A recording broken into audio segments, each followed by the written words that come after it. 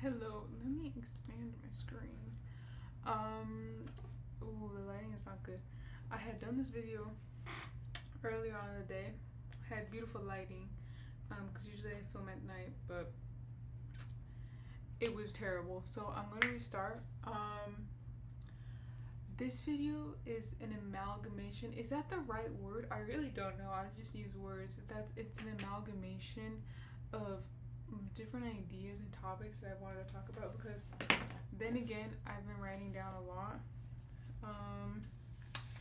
So I do want to start with more of an actual like video topic, and I'm gonna start on this page, because then this is just gonna turn into a rant. So my first thing that I have, also Toby's back there. Oh my god, he's upside down.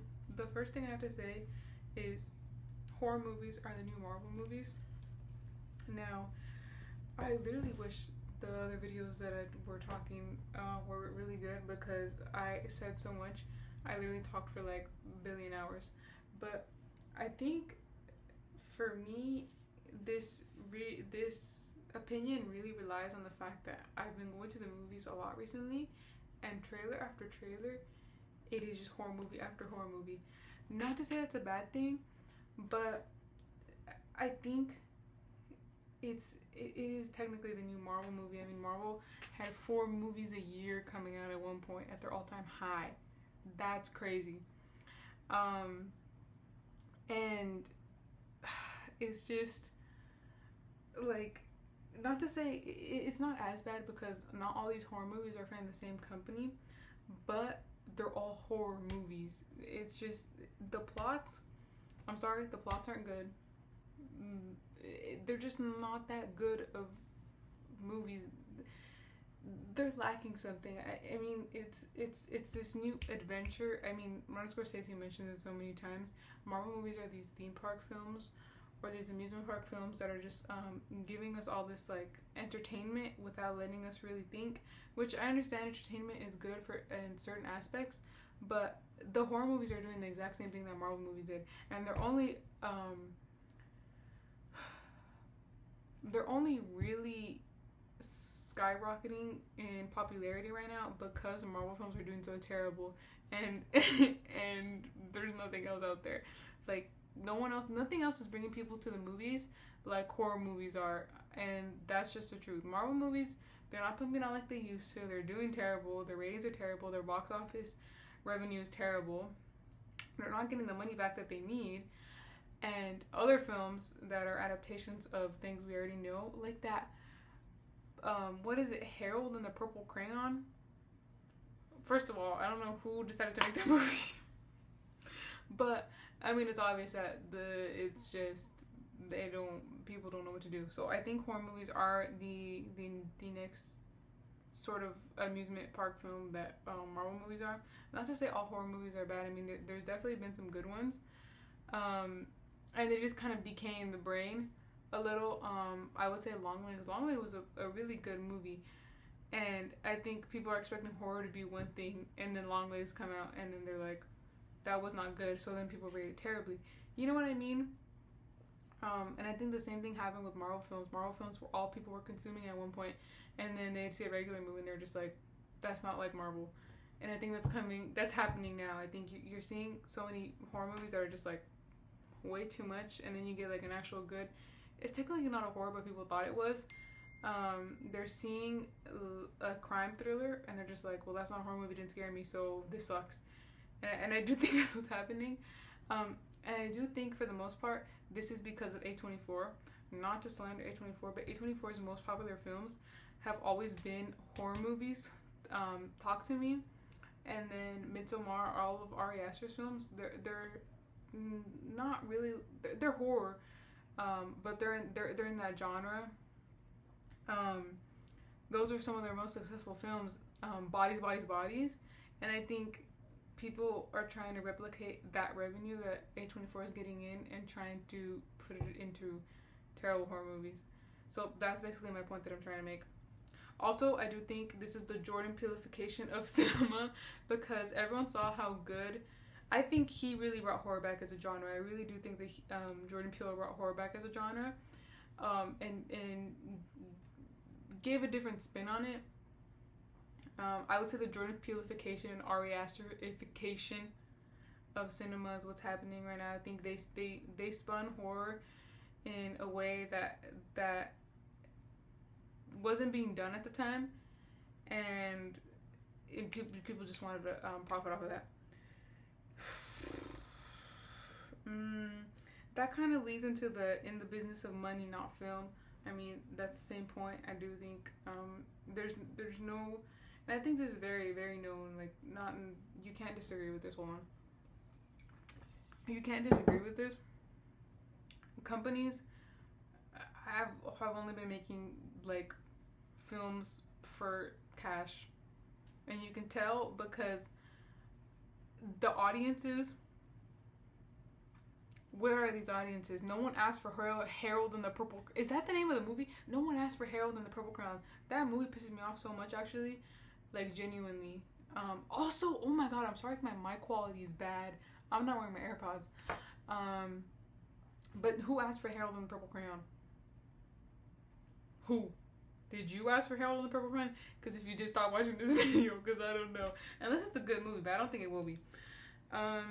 But yes, that's basically my point. Is that it is all money for the money, and I think that's why companies are going to these adaptations of books and all of that, or redoing a movie, or they're doing these franchises, is because it's just going to give them money. And I wrote a Medium article on this when I was like in my last couple months of school. It's not the best thing I've ever written, just because I had nothing to do in class, so I was just like, let me write out my emotions. I'll link it below.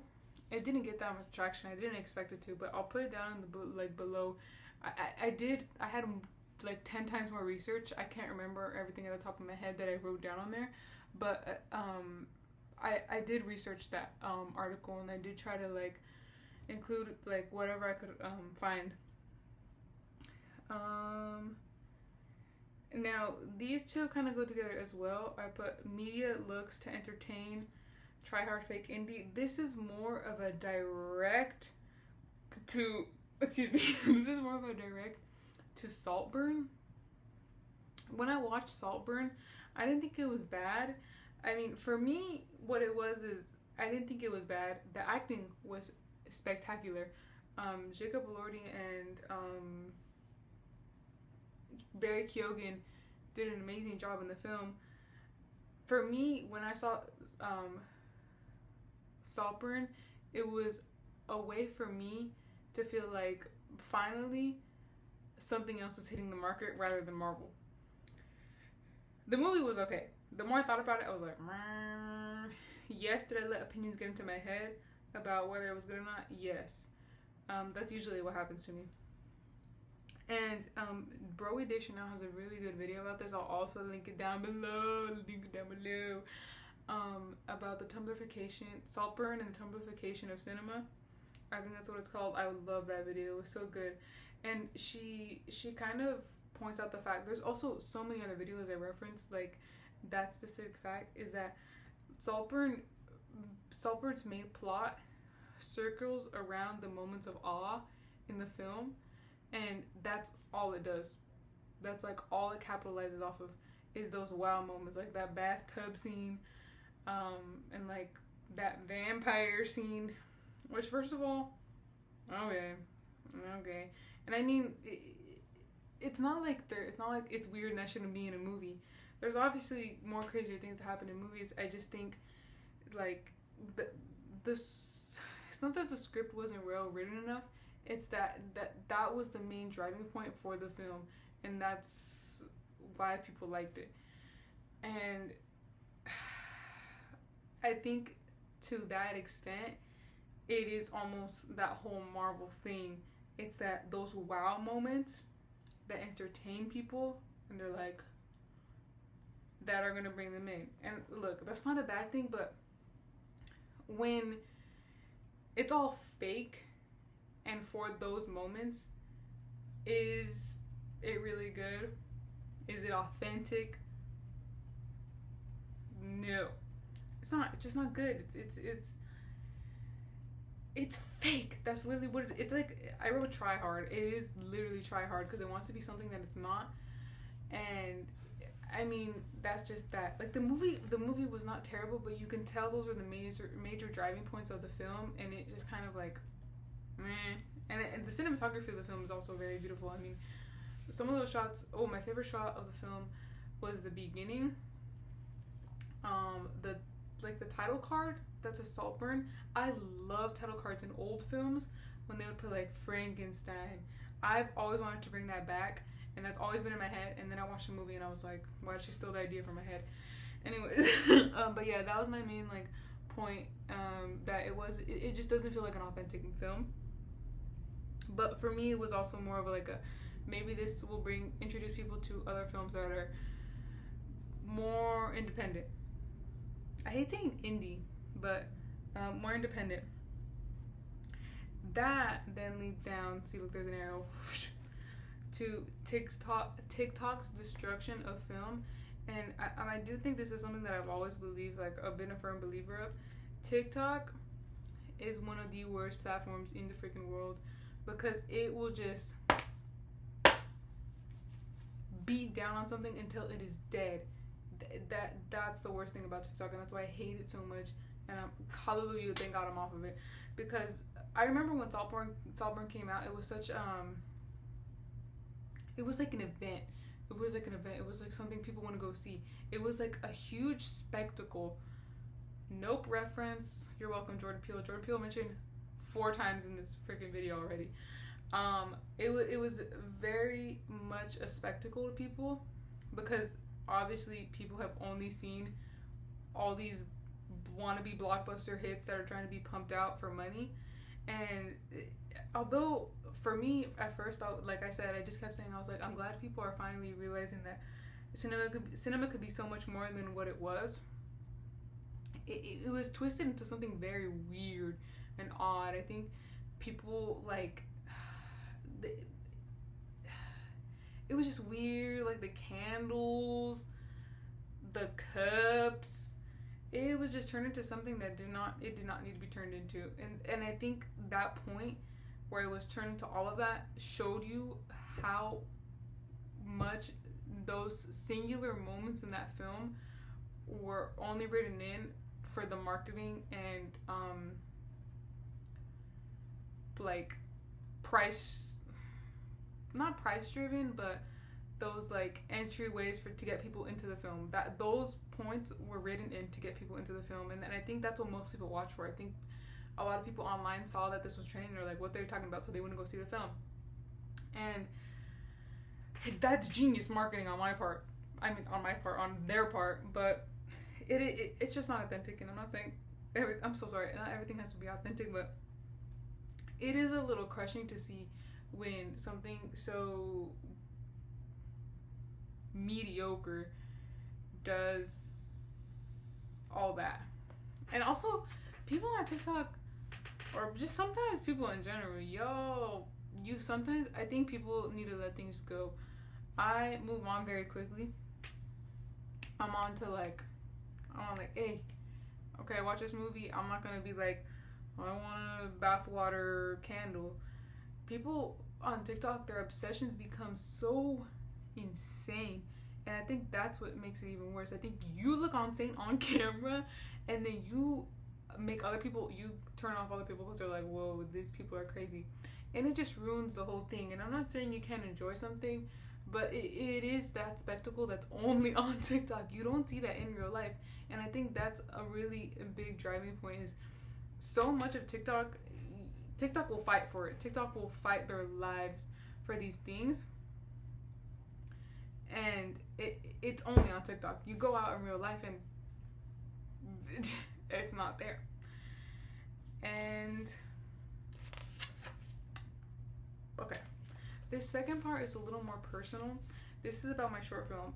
I do like talking about my short film because it's a process that I'm open about. But I am struggling.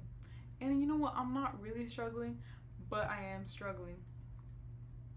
So this notebook, this black notebook right here, I've written my character developments. I like questions that about the character and all of that. I've written the way my film is set up. I need like different storylines, and because it is kind of like a whole timeline thing. And I would write each storyline down and what happens, and I think that was turning me off to write. And I just kind of wouldn't touch the book. I would touch it and I'd write like 4. I'd be like on a row, and then I'd just like put it away forever, and then I'd never touch it. And then like 3 weeks later, I'd be like, I feel like writing again. Let me do it again. And I think that's really bad. So yesterday, I hopped on Celtics, which is a script writing platform. Literally, no script writing platforms are free. I need a script writing platform that's free. But anyways, you're probably like, Victoria, do it on Google Docs. Let me get to the point. So I opened Celtics, and I've used Celtics before. And 2 years ago, I wrote a script. I haven't read it ever since I wrote it. The moment I wrote it, I didn't look at it. I submitted it to a couple. Well, I wrote it. I put it away for 3 days. 3 days later, I came back to it. I read it, made some adjustments. That was it for me. I didn't want to look at it again. And then I submitted to some competitions. It won one. Maybe that's a feat at 16, but I don't really brag about it because I feel like I could have done better. Anyways, that 2 years ago was the last time I've ever written a script, and going back to Celtics, it gave me anxiety. I was like, it was very like, I didn't know where to start. And the thing is, script writing is such, it is an art. Like, in my opinion, it's an art because I don't know how people do it. I'm pretty sure the more you get a hang of it, and that's the truth for everything, the more you get a hang of something, the more you're going to be comfortable writing. And it's the fact that I didn't know where to start. And the first time I wrote my script, I really kind of just told myself, I can't worry too much, and I just have to delve in. I can ask some questions, look some up, and I just have to go for it. And that's what I did. Oh my god. That's what I did. But now I'm like, although people did read the other script because I submitted it into a competitions, it wasn't like people that I'm gonna see. And so now this script is people that I'm gonna see and I have to work with. And I do feel that pressure to make it so good. And I have the Save the Cat, the last book on screenwriting you'll ever need. And I'm also anxious to open the book, first of all, because I'm not finished reading the Sapiens book. And I don't want to start a new book and then totally forget about this one. But it's just, there's so much anxiety that I have when I'm going to write. But like everything else, I'm very driven. I mean, I have so many notes on how I want to shoot, and editing is the most thing I'm so excited for. I love to edit. Like I have so many things. Like I'm really into Ken Russell. And there's a scene in Rosemary's Baby. Ken Russell didn't shoot Rosemary's Baby, but I have Rosemary's Baby written down right here. That I want to like emulate, but then I also want to mix a little bit of Ken Russell with some lighting. You know, there's just like a lot I want to do. Like in Crimes of Passion, I recently watched, he would display paintings, like just like in shots, and I really wanted to do that. So I have like paintings that I wanted to do, and I really I already started working on it. Have I filmed? Have I written my script? No. But I already have like a zine. I really want to do a zine, and just like print a bunch of them, obviously with my own money. Everything is at the cost of my own money, and you do have to take risks in life, and this is one risk that I'm willing to take, and I'm willing to take so many more risks. But I really want to make a zine. I already have like the basis of it like planned out. I already have the cover. I already know what's gonna be. I'm gonna take some screenshots of my notebook and all of that. Maybe when I'm done writing the script, put like some screenshots from the script and like some screenshots from the film. And I really want to make a zine. I kind of just put them like in local bookstores or all of that, or like around campus. Like really just kind of put myself out there. Like do a QR code to the film, like to a YouTube link, because I am gonna upload it on YouTube, probably most likely on here. But yeah, I don't know. I think I'm kind of anxious, and I think I need to throw myself into a script. But like, I'm so scared, and I keep telling myself like I don't have time. But the truth is, I have so much time. I have too much time on my hands. I don't have a job yet, but I have some job interviews, guys. So maybe I'll get my money up. Anyways, that's not the point. Is that I have too much time on my hands, and it's like I need to do something. I end up doom scrolling on YouTube. I didn't know you could doom scroll on YouTube, but guess what? I've been doom scrolling on YouTube. So I do need to start writing. Hopefully soon. Hopefully I will. Hopefully after this video. But I think that's all I have to say today. I was gonna make another point, but I think I'll say that for another video. I don't know. I feel like I talk about it too much. I just talk about getting off your phone, because that's the truth. But recently I've been on my phone a lot. I've been on Reddit because I've been asking questions to people, because I love asking questions. But that's all. Thank you for watching. Toby is knocked out. But yes, thank you. My hair's a little messy. Hopefully the audio does not suck. And I'm sorry this video is all over the place.